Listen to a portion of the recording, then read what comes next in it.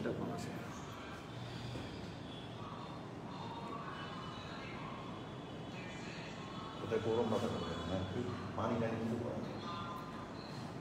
Hello শিক্ষার্থী বন্ধুরা, চলে আসলাম আমরা। আজকে আমার সাথে উজ্জ্বল ভাই আছেন।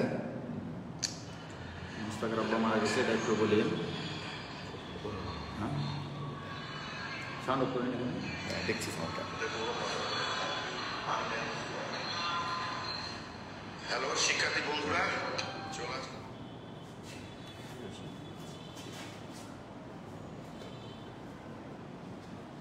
খুলতে এগুলো দেখতে ভালো লাগে।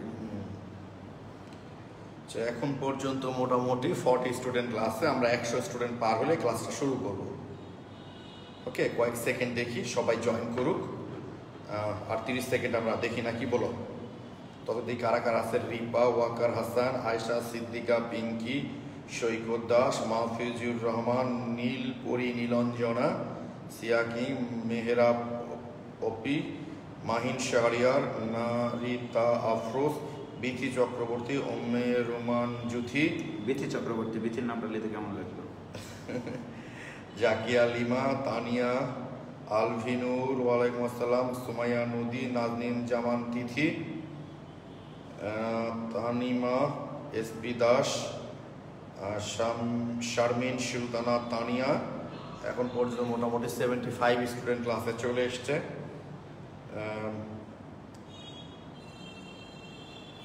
তৌফিক, ওমর, নাফিস, আশিকুজ্জামান,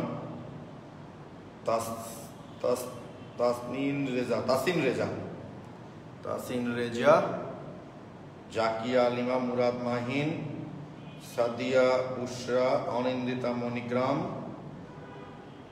তাসমিয়া রিদা, স্নিগ্ধা আরিফিন মানে শুভ, আচ্ছা, ফারজানা আফরিন, ইমন সাহা, রামিসা।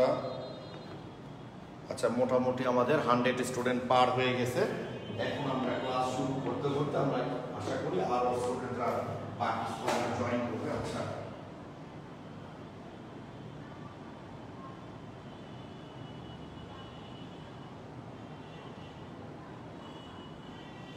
সিয়াকি বলতে পারি উজ্জ্বল ভাইকে সামনে নিয়ে আসেন। আচ্ছা, উজ্জ্বল ভাই সামনে আসবে, অসুবিধা নাই।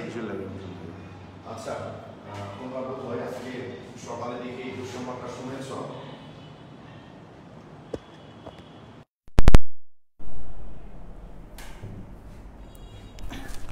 আচ্ছা, একটু সাউন্ডটা দেখো তো ভাই, তো অফ ছিল।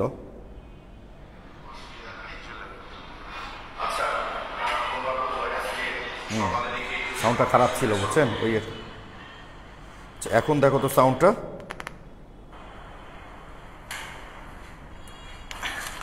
আচ্ছা, একটু সাউন্ডটা দেখো তো ভাই, এখন ঠিক হয়েছে, অফ ছিল।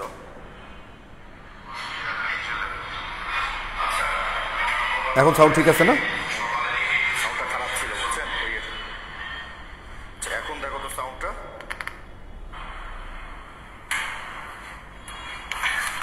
আচ্ছা, একটু সাউন্ডটা দেখো তো ভাই। আচ্ছা প্লিজ, যেটা তোমাদের বলছিলাম ভাই, আজকে সকালে তো দুঃসংবাদটা শুনেছ যে উজ্জ্বল ভাইয়ের খুবই কাছের, উজ্জ্বল ভাইকে সব দিক থেকে হেল্প করেন সব ব্যাপারে। যেমন আজকে উজ্জ্বল ভাই এখানে এসে কিন্তু তার খুব মন খারাপ, আর এই মন খারাপের জন্য কিন্তু উজ্জ্বল ভাই এখানে মিলে এসছে আমার এখানে। হ্যাঁ, এবং এই যে উজ্জ্বল বলছে ভাই, মানে মোস্তাক যে আমার মানে কোন জায়গা জুড়ে আছে, ও না থাকলে ব্যাপারটা আমি বেশি ফিল করি আর কি। তো উজ্জ্বল, মোস্তাকের বাবা হঠাৎ করে মারা গেছে আজকে ভোরের দিকে। তোমরা সবাই মোস্তাকের বাবার জন্য দোয়া করো। তোমরা যারা ক্লাস করছো হয়তো তোমাদের অনেকেরই কারো বাবা, কারো মা বা কারো উভয়ই নাই। মানে জীবনের সবচেয়ে কাছের দুজন বন্ধু বাবা মা, মানে এদেরকে হারানোর কষ্টটা যে কীরকম সেটা যারা হারায় তারা খুব ভালো করে জানে। তোমরা সবাই মোস্তাকের বাবার জন্য দোয়া করো।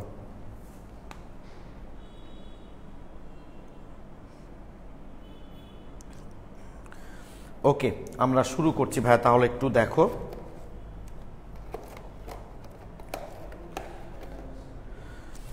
সেটা হলো আজকে আমরা গতদিন ক্রোমাটোগ্রাফি একটু হাইলাইট করে নিই। ক্রোমাটোগ্রাফি কাকে বলেছিলাম, কি বলেছিলাম প্রথমে? ক্রোমাটোগ্রাফি এটা আবিষ্কার করেছেন কি বিজ্ঞানী সোয়েট, কত সালে? 1903 সালে। তো এটার নাম ক্রোমাটোগ্রাফি কেন রাখা হয়েছিল? ক্রোমার অর্থ হচ্ছে রং। কি সমস্যা ভাই? আর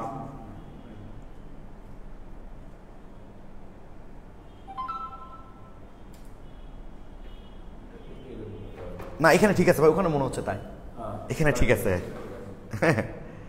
ওখানে মনে হয় হ্যাঁ। ওকে, যেটা বলছিলাম ভাইয়া তোমাদের, ক্রোমার অর্থ হচ্ছে রং আর গ্রাফ অর্থ হচ্ছে চিত্র। প্রথম দিকে এই পদ্ধতিতে শুধুমাত্র রঙিন পদার্থগুলাকেই পৃথককরণ বা বিশুদ্ধকরণে ব্যবহৃত হতো জন্য এটাকে ক্রোমাটোগ্রাফি বলা হয়, তাই না? গত ক্লাসে আমরা শুনেছি যে বা দেখেছি ক্রোমাটোগ্রাফির দুইটা দশা থাকে, একটা হচ্ছে দুটা ফেজ থাকে, একটা হলো মোবাইল ফেজ, একটা হলো স্টেশনারি ফেজ, অর্থাৎ একটা হলো চলমান দশা আর একটা হলো স্থির দশা।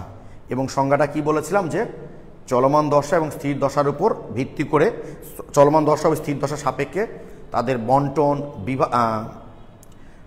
দ্রাব্যতা, অধিশোষণ এগুলোর উপর ভিত্তি করে উপাদানগুলো পৃথক হওয়াকেই বলি আমরা ক্রোমাটোগ্রাফি। এগুলোর প্রকারভেদ গতদিন দেখেছি। স্টেশনারি দশা হিসাবে মানে স্টেশনারি ফেজ হিসাবে কোনগুলো ব্যবহার করা হয়, মোবাইল ফেজ হিসাবে কোনগুলো ব্যবহার করা হয়, এগুলো আমরা দেখেছি কি, তাই না? তারপর হচ্ছে ক্লাস নিতে প্রবলেম হচ্ছে, বুঝছেন, বুঝতেছি না। আচ্ছা প্লিজ দেখো, সরি। তো তারপর আমি একটা গল্প তোমাদের বলেছিলাম গতদিন, ওই যে একটা মায়ের 3টা সন্তান দিয়ে। তা আমার ধারণা ক্রোমাটোগ্রাফির প্রাথমিক জিনিসগুলো তোমরা দেখেছো। তো আজকে আমরা প্রথমেই যেটা নিয়ে আলোচনা করব, যেখান থেকে তোমাদের প্রশ্ন হয়, যেটা তোমাদের জন্য সবচেয়ে ইম্পর্টেন্ট, সেইটা হলো পেপার ক্রোমাটোগ্রাফি। Paper chromatography.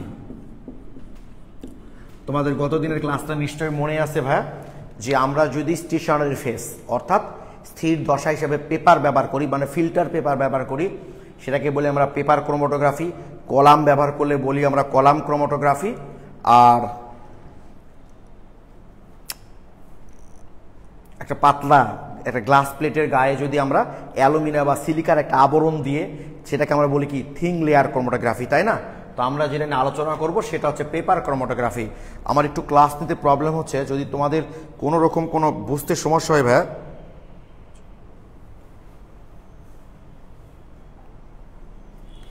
আমাকে একটু হেল্প করো। হ্যাঁ, তোমরা আমাকে একটু ফ্র্যাঙ্কলি বলো, তাহলে আমার একটু পড়াইতে সুবিধা হবে আসলে।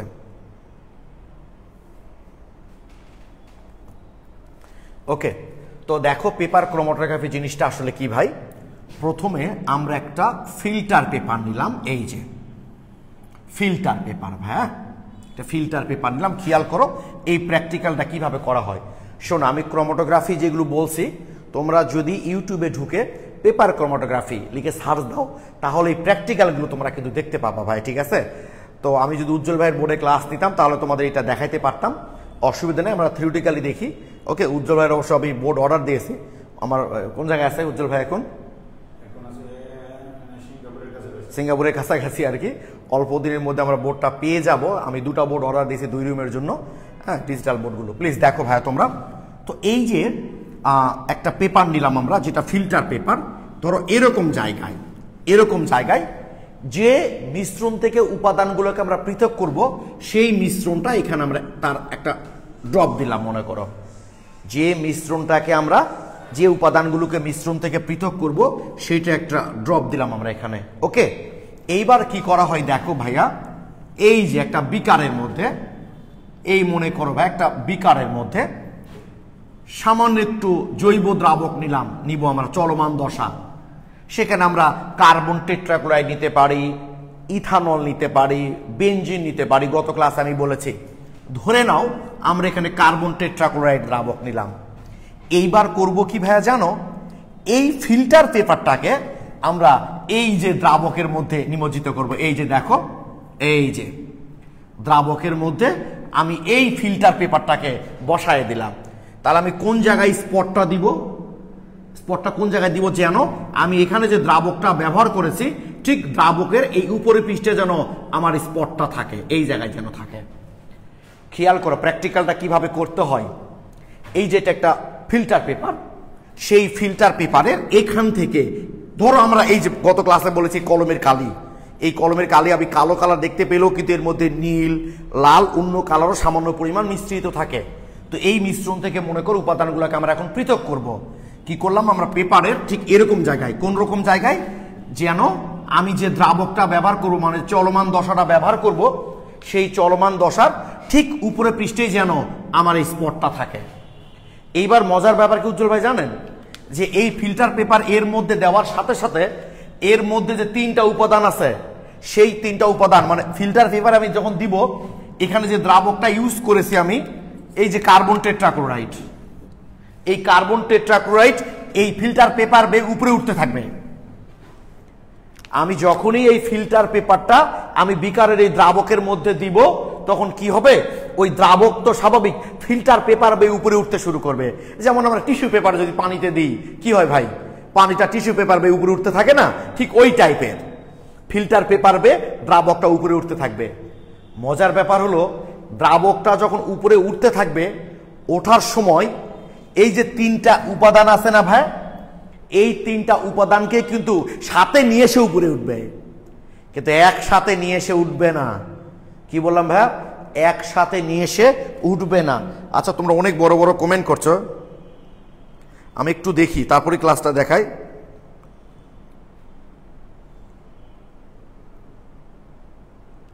আচ্ছা আব্দুল্লাহ বাতিন লিখেছো আপনার শরীর কি খারাপ ভাই?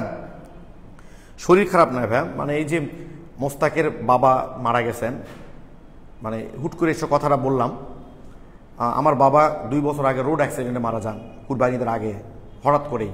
আমি তোমাদের ক্লাসে কি সেকেন্ড ইয়ারের ক্লাসে বোধহয় বললাম যে আমি 10টা-12 মিনিট আমার বাবার সঙ্গে ফোনে কথা বলি, আর 10টা-45 মিনিট আমাকে ফোন করে বলে আমার বাবা অ্যাক্সিডেন্টে মারা গেছেন। তো দুর্ঘটনাজনিত মৃত্যুগুলো আসলে কখনোই কেউ ভুলতে পারে না, বলছে আমি আমার বাবাকে কখনোই ভুলতে পারি না, কখনোই না। আমি তোমাদের পড়ানো আমার কাজ করা ব্যতীত বাকি যে সময়টা ফাঁকা থাকে, এমনকি আমি বাইক চালালেও আমার বাবার কথা আমার মনে পড়ে আর কি। তো আমি যখনই আমার এই বিষয়টা চলে আসে ভাই আমি আমার কাজগুলো আসলে করতে পারি না ঠিক মতো, মানে ছন্দপতন হয়ে যায়, এই জন্য হয়তো একটু প্রবলেম হয়েছে ভাই, শরীরে কোনো অসুবিধা নেই, সরি।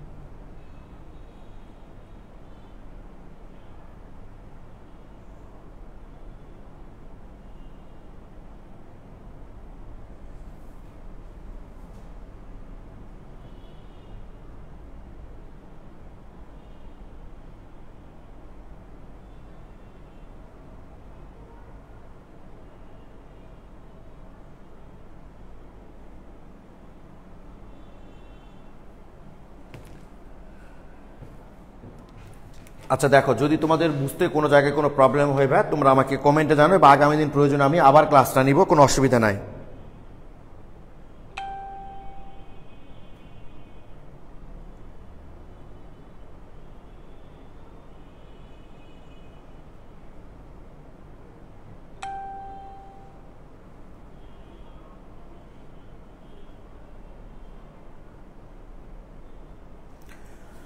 ওকে দেখো ভাই, তোমরা আমরা যখন এই ফিল্টার পেপারটা এই দ্রাবকের মধ্যে যখন প্রবেশ করাবো, খেয়াল করবা এই ফিল্টার পেপার বেয়ে দ্রাবকটা উপরে উঠতে থাকবে। উপরে যখন সে উঠতে থাকবে এই মিশ্রণের মধ্যে যে কটা উপাদান আছে ওই উপাদানগুলোকে দ্রাবকটা উপরে উঠতে থাকবে।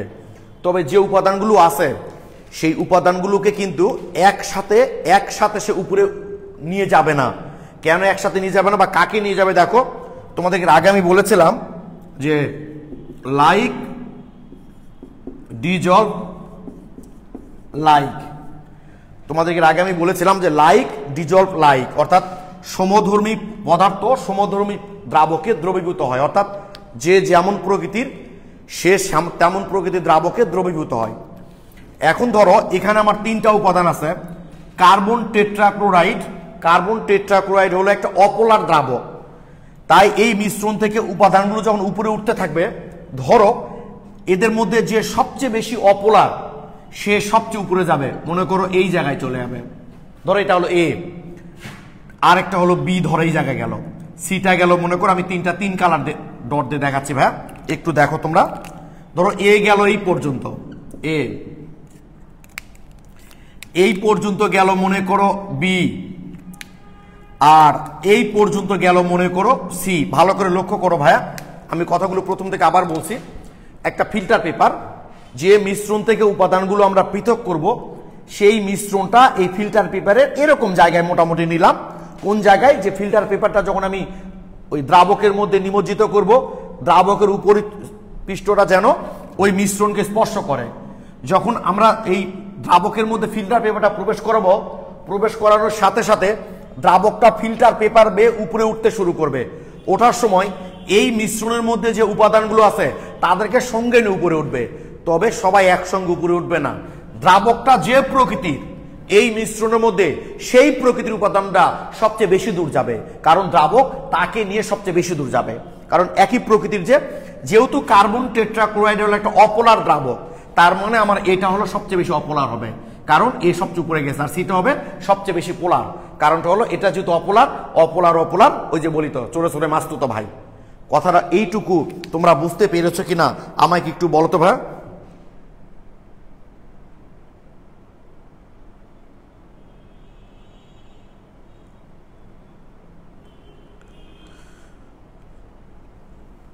আচ্ছা প্লিজ একটু বলো তো ভাইয়া, তোমরা আমাকে একটু বলো এইটুকু বুঝতে পারলা কিনা তোমরা।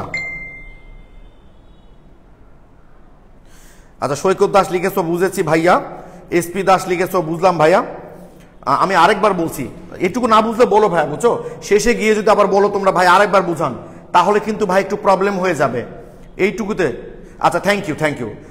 আলিশা শিখা লিখেছো ভাইয়া, আরেকবার বলেন প্লিজ। আচ্ছা থ্যাংক ইউ ভাই, বলছি এটাই বলছিলাম আর কি, যে জায়গায় আমি বলবো, যে যে এইটুকু বুঝেছো কিনা, ওইটুকুর মধ্যে না বুঝার সঙ্গে সঙ্গে বলবা বুঝি নাই। কারণ প্রতিটা ধাপ শেষে গিয়ে যদি বলো ভাই আবার বুঝান, অতগুলো তো আর বুঝানো তখন আর সম্ভব হবে না ভাইয়া, বুঝছো? আমি প্রথম থেকে বলছি, আমরা পেপার ক্রোমাটোগ্রাফি বলছি। পেপার ক্রোমাটোগ্রাফিতে স্থির দশা হিসেবে কি ব্যবহার করি আমরা? একটা ফিল্টার পেপার। তো যে মিশ্রণ থেকে উপাদানগুলোকে আমরা পৃথক করব, সেই মিশ্রণের একটা স্পট আমরা ফিল্টার পেপারে এই জায়গায় নিলাম, নিয়ে ওইটা একটা দ্রাবকে নিমজ্জিত করলাম। দ্রাবকে নিমজ্জিত করলে কি হবে? দ্রাবকে যখনই আমি ফিল্টার পেপারটা নিমজ্জিত করব, ওই দ্রাবকটা কিন্তু ভাই ফিল্টার পেপার বেয়ে উপরে উঠতে শুরু করবে। ওঠার সময় এই যে স্পট ছিল, এই স্পটের মধ্যে মনে করো 3টা উপাদান ছিল, সেই 3টা উপাদানকে সাথে নিয়ে এসে উপরে উঠবে। 3টা উপাদান কিন্তু একসাথে উপরে উঠবে না, যেহেতু আমার দ্রাবকের প্রকৃতির উপর ডিপেন্ড করবে কত দূর উঠবে। আমার দ্রাবকটা যদি পোলার হয়, তাহলে পোলার যে উপাদান থাকবে 3টার মধ্যে, সে সবচেয়ে বেশি দূর যাবে, কারণ এর সাথে চলে যাবে। আর যদি দ্রাবকটা অপোলার হয়, তাহলে সবচেয়ে উপরের দিকে যাবে অপোলারটা। আমি যদি এখানে একটা পোলার দ্রাবক ভাই ব্যবহার করতাম, তাহলে কিন্তু এ সবচেয়ে বেশি পোলার হতো, বুঝতাম। এখন বলো বুঝতে পেরেছো কিনা? দ্রাবকটা যে প্রকৃতির, সেই উপাদানটাকে নিয়ে এসে, সেই প্রকৃতির উপাদানকে নিয়ে এসে বেশি উপরের দিকে চলে যাবে। তোমরা এখন আমাকে একটু বলো তো ভাই, বুঝতে পেরেছো কিনা? প্রলয় কুমার আরেকবার বলতে বলেছে, আমি বললাম ভাই, বুঝতে পেরেছো কিনা বলো তো।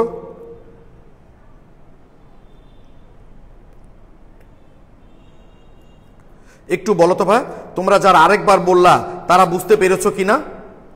আচ্ছা আলিয়া শিখা বলো তো ভাই, বুঝতে পেরেছো কিনা একটু প্লিজ। তোমাদের কমেন্টের জন্য আমি ওয়েট করছি। আচ্ছা ফারদিন রাব্বি লিখেছে এখন ক্লিয়ার হলো ভাইয়া। ও আচ্ছা মাহিন আবরার চৌধুরী লিখেছে 3টা উপাদান কেন ভাইয়া? জাস্ট ধরে নিয়েছি আমি 3টা, 4টা, 2টা, 5টা যে কোনো হতে পারে, আমি জাস্ট 3টা ধরে নিয়েছি তাই ভাইয়া। ভাইয়া স্পটটা দ্রাবকে ডুবে থাকলে কি হতো? স্পটটা দ্রাবকে ডুবে থাকলে তো ওই স্পটটা আবার দ্রাবকের মধ্যে দ্রবীভূত হয়ে যেত।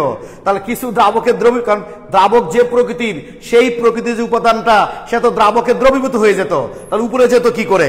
এই জন্য স্পটটাকে দ্রাবকে ডুবে রাখা যাবে না। বুঝতে পেরেছো? যে আমার যদি স্পটটা দ্রাবকে ডুবে থাকতো, তাহলে স্পটের মধ্যে যে উপাদানটার প্রকৃতি দ্রাবকের মতো, সেটা দ্রাবকে যে দ্রবীভূত হয়ে যেত। অনিন্দিতা এখন বুঝতে পেরেছো ভাই? বলো দেখি। সাগর বুঝতে পেরেছি ভাইয়া। আচ্ছা থ্যাংক ইউ। হ্যাঁ উপাদানগুলো কি স্পটে থাকে? হ্যাঁ ভাইয়া সিয়া কিং, উপাদানগুলো স্পটে থাকে। থ্যাংক ইউ, সবাই লিখেছে এখন বুঝতে পেরেছি। এইবার আমি এটা মিশাই দিলাম, এই ফিল্টার পেপারটা মিশাই দিলাম, এটা কাজ করার শুরুর ফিল্টার পেপার। এইবার এখান থেকে আমি ফিল্টার পেপারটাকে বের করে নিয়ে আসলাম। এটা হলো বের করা ফিল্টার পেপার। নেওয়ার পর একটু শুকালাম, কারণটা হলো দ্রাবকটা যেন এখান থেকে দূরীভূত হয়ে যায়। এইবার ভাইয়া আমি দেখলাম স্কেল দিয়ে, ধরো এখানে ছিল আমার স্টার্ট পয়েন্ট, মানে এই জায়গায় আমার স্পটটা দেওয়া ছিল, তাই না? আর আমার যে দ্রাবকটা ছিল সেই দ্রাবক মনে করো এই পর্যন্ত উঠে গেছে। তো এই উপাদানটা গেছে আমার কোন পর্যন্ত, যেটা যে কালার দিয়ে ছিল সেই কালার দিয়ে লিখে রাখতেছে এই পর্যন্ত,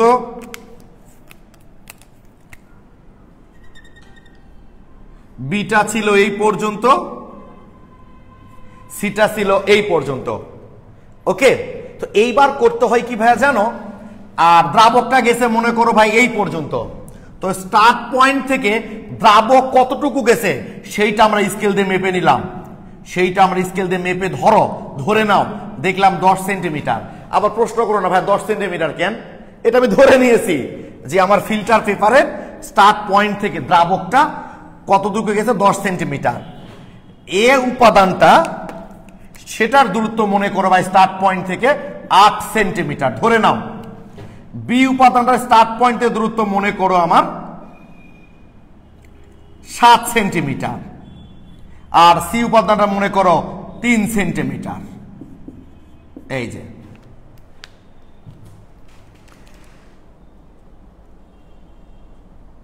আচ্ছা, প্লিজ আজে বাজে কমেন্ট করো না ভাইয়া।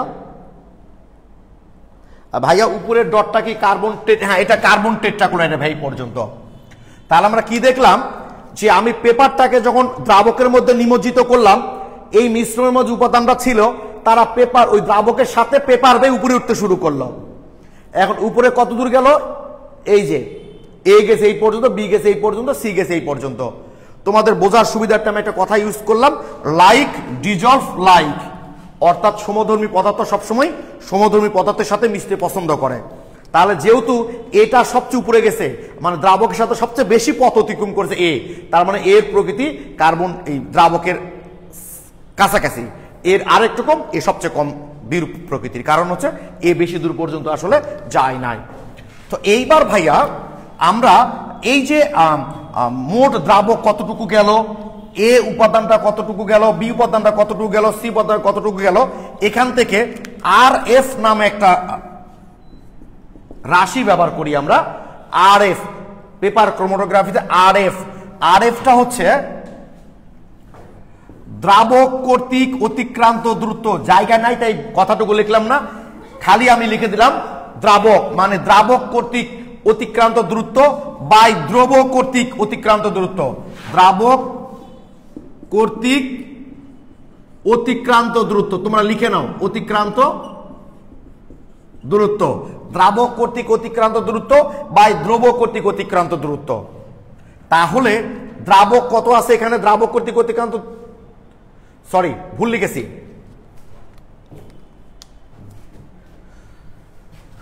সরি ভুল লিখা হয়েছে এটা ভাই, উপাদান কর্তৃক, মানে দ্রাবকটা নিচে হবে উপাদান কর্তৃক, সরি ঠিক করে নাও সবাই, উপাদান কর্তৃক অতিক্রান্ত দূরত্ব বাই দ্রাবক কর্তৃক অতিক্রান্ত দূরত্ব। উপাদান কর্তৃক অতিক্রান্ত দূরত্ব বাই দ্রাবক কর্তৃক অতিক্রান্ত দূরত্ব। তাহলে উপাদানটা কে ছিল মনে করো আমরা আর এফ, কার, এর ক্ষেত্রে বের করছে, বাবা দেখা যায় না এখানে,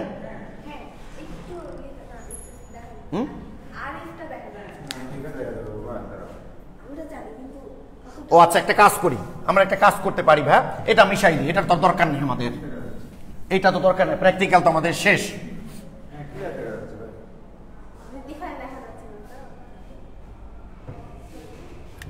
দেখো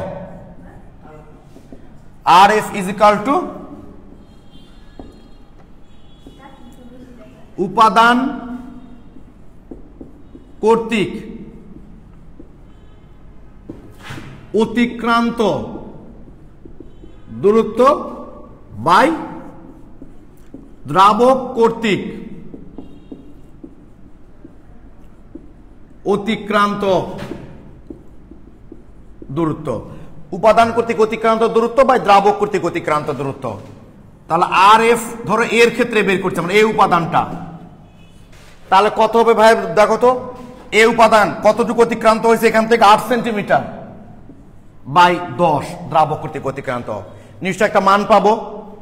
একইভাবে বি এর ক্ষেত্রে আর এফ এর মান কত ভাই, এটা 7/10, নিশ্চয় একটা মান পাবো। সি এর ক্ষেত্রে আর এফ এর মান 3/10, নিশ্চয় একটা মান পাবো। এই যে যেমন ল্যাবে তোমাদের এরকম একটা চার্ট দেওয়া থাকবে ভাই, জানো যে আর এফ এর মান এত হলে কোন উপাদান হয়, থাকে না? যেমন পদার্থের গলনাঙ্ক স্ফুটনাঙ্ক একটা তার কি বিশুদ্ধতার মানদণ্ড। একটা পদার্থের স্ফুটনাঙ্ক তুমি জেনে গেছো, এবার ল্যাবে চার্ট দেওয়া আছে ওই স্ফুটনাঙ্ক কোন পদার্থের সেটা তুমি শনাক্ত করে ফেললা। এটা ওরকমই ভাইয়া, আর এফ এর মান যখন বের হবে সেই আর এফ এর মান থেকে ল্যাবে চার্ট দেওয়া থাকবে যে কোন উপাদানের আর এফ এর মান কত। এই আর এফ এর মান থেকে তোমরা খুব সহজেই বের করে ফেলতে পারবা যে ওটা কোন উপাদান।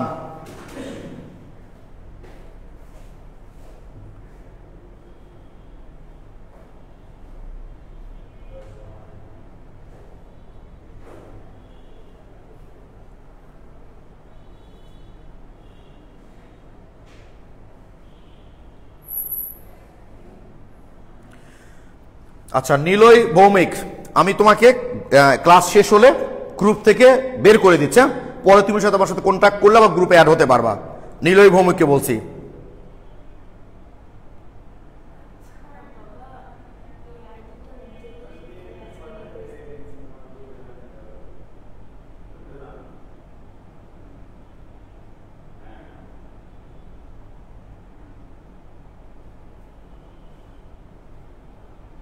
হ্যাঁ সাখাওয়াত হোসেন, হ্যাঁ ভাইয়া এখানকার এটা সেলুলোজ সমৃদ্ধ, বুঝছো, এখানকার পেপারটা আসলে স্পেশাল টাইপের। ওকে, তাহলে দেখো এখান থেকে আমরা বেশ কিছু তথ্য পেতে পারি।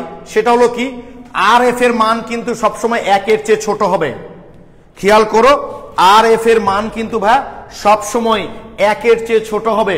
কেন 1 এর চেয়ে ছোট হবে? কারণ নিশ্চয়ই 1 হতে পারে, 1 বা তার চেয়ে ছোট হবে, সহজ কথা। কারণ দ্রাবক আমাদের আর এফ সমান কি জানি, উপাদান কর্তৃক অতিক্রান্ত দূরত্ব বাই দ্রাবক কর্তৃক অতিক্রান্ত দূরত্ব।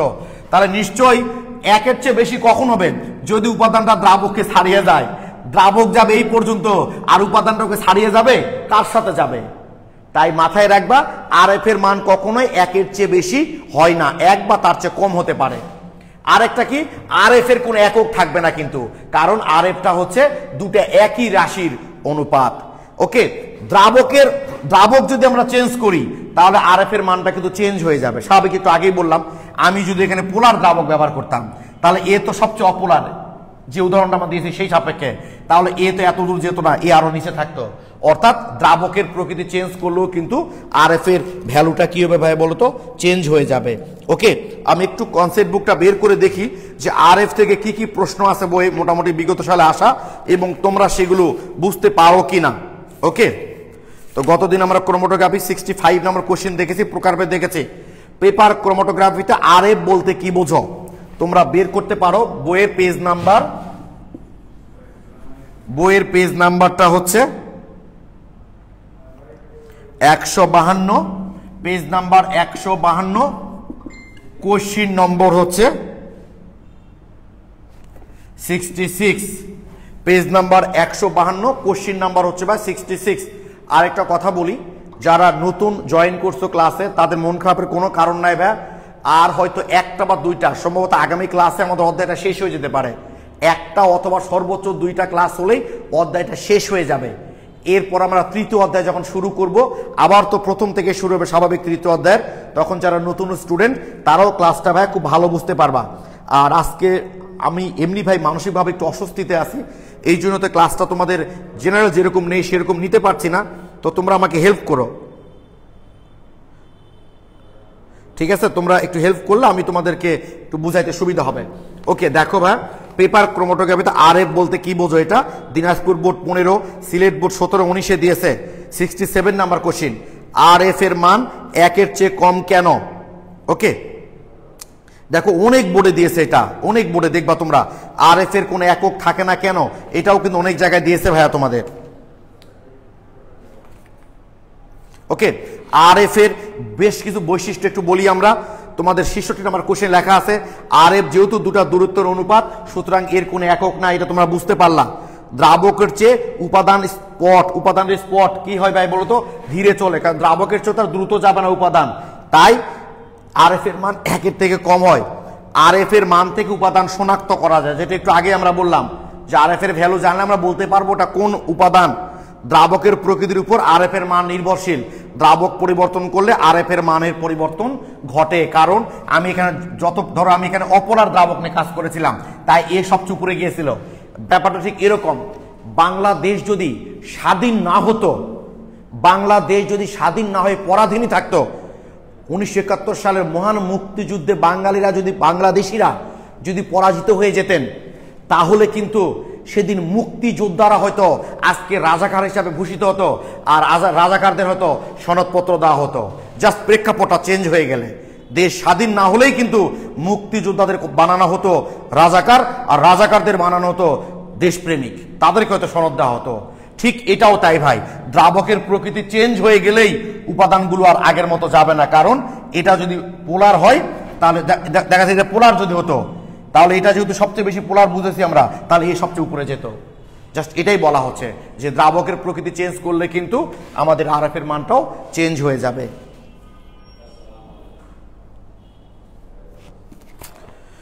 ওকে, 152 নাম্বার পেজে আছে এগুলো। আর একটা মজার জিনিস দেখো, তোমরা 153 নাম্বার পেজে দেখবা ক্রোমাটোগ্রাফিতে একটা উপাদানের স্থির দশার উপর, দেখো এটা হলো স্থির দশা, আর দ্রাবকটা আমরা ব্যবহার করেছিলাম সেটা হচ্ছে চলমান দশা।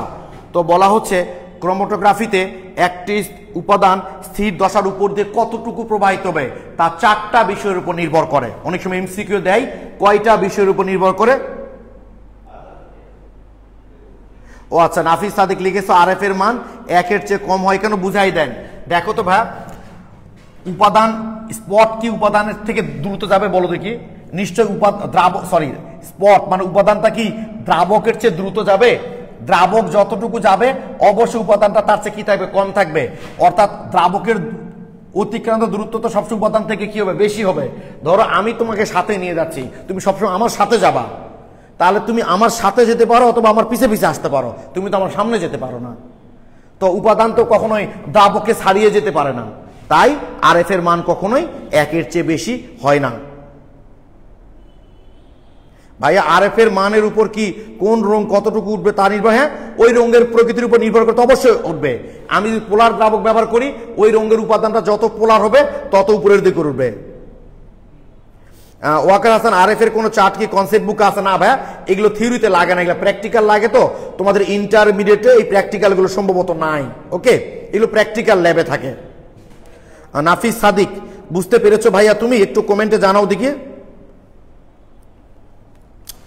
ওকে, যেটা বলছিলাম আমরা, এই যে গতদিন যে গল্পটা ভাই বলেছিলাম আমি, যে ওই যে ছেলেটা তার মায়ের সঙ্গে থাকবে না, বউয়ের সঙ্গে থাকবে, মাকে ছেড়ে কত দূর চলে যাবে, এটা কয়টা বিষয়ের উপর নির্ভর করবে? মা এবং ছেলের আকর্ষণের উপর, বউ এবং ছেলের আকর্ষণের উপর, ছেলেটার ক্যারেক্টারের উপর, আর এত কিছু না হলে লাঠির বাড়ি দিলে ঠিক হয়ে যাবে। ছেলেটা তার মাকে ছেড়ে কত দূর যাবে, কোথায় যাবে, সেটা 4টা বিষয়ের উপর নির্ভর করবে। কি কি? মা এবং ছেলের আকর্ষণ কতটুকু, মা এবং বউয়ের আকর্ষণ কতটুকু, ছেলেটার ক্যারেক্টার কত কেমন, আর এত 3টাও যদি আমরা মেজারমেন্ট করতে না পারি, দুটা লাঠির বাড়ি দাও, ঠিক হয়ে যাবে। ঠিক তেমনই ভাই ক্রোমাটোগ্রাফিতে একটি উপাদান স্থির দশার উপর দিয়ে কতটুকু বাহিত হবে সেটাও নির্ভর করে 4টা বিষয়ের উপর। একটা হলো দেখো উপাদানের বৈশিষ্ট্যের উপর, মানুষ যে বললাম ছেলের চরিত্রের উপর। চলমান দশা ও উপাদানের আকর্ষণের উপর, চলমান দশা মানে বউ এবং ছেলের আকর্ষণের উপর, মানে চলমান দশা এবং উপাদানের আকর্ষণের উপর। তারপর স্থির দশা ও উপাদানের আকর্ষণের উপর, মানে মা মানে স্থির দশা কতদিন দেখেছিলাম, এবং ছেলের আকর্ষণের উপর, আর ফাইনালি ওই যে লাঠির বাড়ি তাপমাত্রার উপর। এই 4টা বিষয়ের উপরই ক্রোমাটোগ্রাফিতে একটি উপাদান স্থির দশার উপর দিয়ে কতটুকু বাহিত হবে তা নির্ভর করে। তোমরা কি আর কখনো ভুলবা এটা মনিমুল স্যারের বইয়ে তোমরা দেখবা, এই এমসিকিউটা আছে কিন্তু মনিমুল স্যারের বইয়ে তোমরা এটা দেখবা। এখানে কি বললাম ভাই, ও স্পট মানে আমি বুঝাচ্ছি এই যে ফিল্টার পেপার উপরে যেটা দিয়েছি ভাই আমি, সেটাকে স্পট বলছি, যতদূর যাচ্ছে এগুলো একটা করে স্পট বলছি আমি, উপাদানগুলোকে একটা করে স্পট বলছি। তোমরা কি বিষয়টা বুঝতে পেরেছো? তোমাদের কনসেপ্ট বুকে তোমরা মনিমূলক স্যারের বইয়ে দেখবা ভাইয়া এইটা আছে, এই জিনিসটা আছে। এখন ক্লিয়ার? তাহলে আমরা একটু আরেকবার হাইলাইট করে নিই যে কোন একটা উপাদান ক্রোমাটোগ্রাফিতে স্থির দশার উপর দিয়ে কতটুকু বাহিত হবে তা কোন কোন বিষয়ের উপর নির্ভর করে? গত ক্লাসটা খেয়াল করো। মা এবং ছেলে, মা মানে এখানে কি স্থির দশা এবং ছেলে মানে উপাদানের আকর্ষণের উপর। বউ এবং ছেলে, বউ মানে কি চলমান দশা আর ছেলে মানে উপাদান চলমান দশা উপাদানের আকর্ষণের উপর। আর কি ছেলেটার চরিত্র মানে উপাদানের গঠনের উপর। আরেকটা হলো যে বললাম লাঠির বাড়ি মানে তাপমাত্রার উপর। ক্লিয়ার ভাই? শশী সিদ্দিকা লিখেছো দ্বিতীয় অধ্যায় শেষ হলে কি পরীক্ষা নেবেন, সেটা আমি চিন্তা করে দেখছি ভাইয়া। ওকে, আমার বিশ্বাস তোমরা এইগুলো বুঝতে পেরেছ। ক্লিয়ার? এই মোটামুটি আমাদের কলাম ক্রোমাটোগ্রাফি সেম কনসেপ্ট। ওই কলামের মধ্যে যে উপাদানগুলো দেওয়া থাকে সেগুলোর সঙ্গে আমার ওই মিশ্রণের উপাদানগুলো আকর্ষণের উপর ভিত্তি করে পৃথক হয়ে যায়। এগুলো তোমাদের পরীক্ষায় দেয় না, প্রয়োজনে পরে আমরা কলাম আর ওই যে থিং লেয়ার ক্রোমাটোগ্রাফি নিয়ে আলোচনা করবো। সেম কনসেপ্ট, কিন্তু মেনলি তোমাদের প্রশ্ন দেয় পেপার ক্রোমাটোগ্রাফি থেকে। তাহলে অবশ্যই তোমরা পেপার ক্রোমাটোগ্রাফির এই টপিকসগুলো আজকে তোমরা রুমে অবশ্যই পড়বা। এগুলো হচ্ছে তোমাদের হোমওয়ার্ক। শেষ হয়ে যাবে, আরো পড়াবো একটু। সেটা হলো তাহলে আজকে মেনলি তোমাদের হোমওয়ার্ক হলো 151 নাম্বার পেজের। ও আচ্ছা, আরেকটা জিনিস আছে, ওটা শেষ করি আমরা পড়াই। আজকে এটা সহজ একটা জিনিস পড়াবো, ঊর্ধ্বপাতন প্রক্রিয়া। ঊর্ধ্বপাতিত পদার্থ কাকে বলি বলতো? ঊর্ধ্বপাতিত পদার্থ যেসব কঠিন পদার্থকে তাপ প্রয়োগ করলে তরল না হয়ে সরাসরি বাষ্পে রূপান্তরিত হয় তাদেরকেই বলা হয় ঊর্ধ্বপাতিত পদার্থ।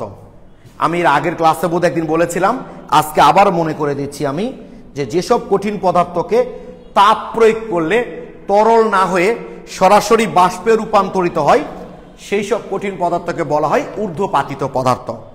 তো বেশ কিছু ঊর্ধ্বপাতিত পদার্থ মনে রাখা একটা চমৎকার টেকনিক আছে।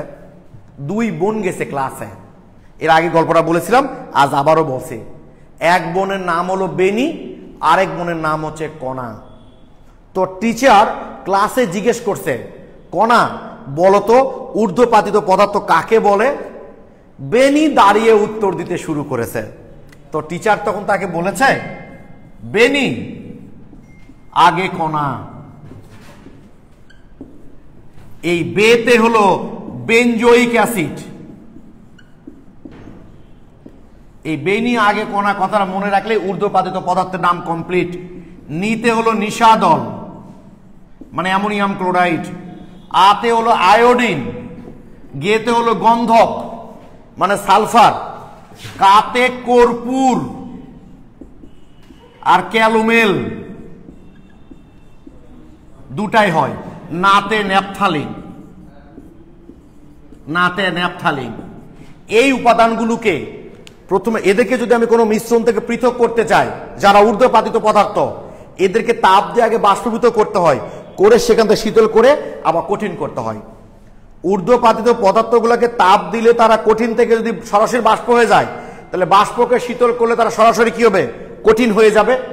এইভাবে কঠিন পদার্থগুলোকে তাপ দিয়ে বাষ্প করে আর আবার ওই বাষ্পটাকে শীতল করে কঠিন করে পৃথক করার পদ্ধতিকেই বলি আমরা ঊর্ধ্বপাতন প্রক্রিয়া। ক্লিয়ার কিনা ভাই বলো তোমরা? ক্লিয়ার? আমার বিশ্বাস তোমরা বুঝতে পেরেছ। এই বেনি আগে কোনা এই কথাটা মনে রাখবা, তাহলে তোমাদের মোটামুটি ঊর্ধ্বপাতিত পদার্থের নাম কমপ্লিট হয়ে যাবে। ওকে, তাহলে আমরা একটু দেখি। আচ্ছা, একটু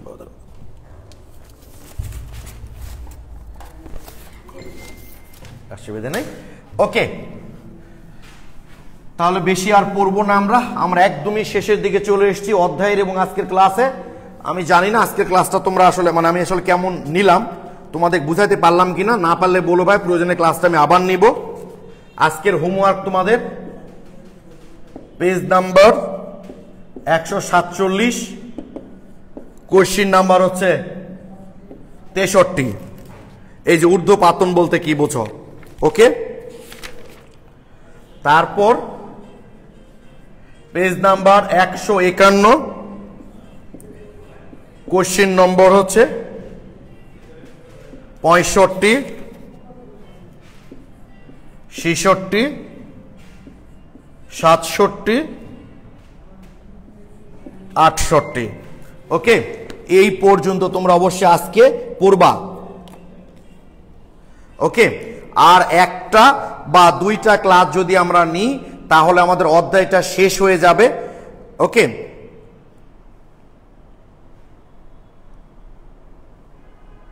ওকে, তাহলে আজকে আমরা ভাই গুরুত্বপূর্ণ যে জিনিসটা পড়লাম, ঊর্ধ্বপাতন তো খুবই সহজ একটা জিনিস, আমরা গুরুত্বপূর্ণ যেটা পড়লাম ভাইয়া সেইটা হলো এই যে ক্রোমাটোগ্রাফি, বিশেষ করে পেপার ক্রোমাটোগ্রাফি, যেখান থেকে তোমাদের প্রশ্ন সবচেয়ে বেশি হয়।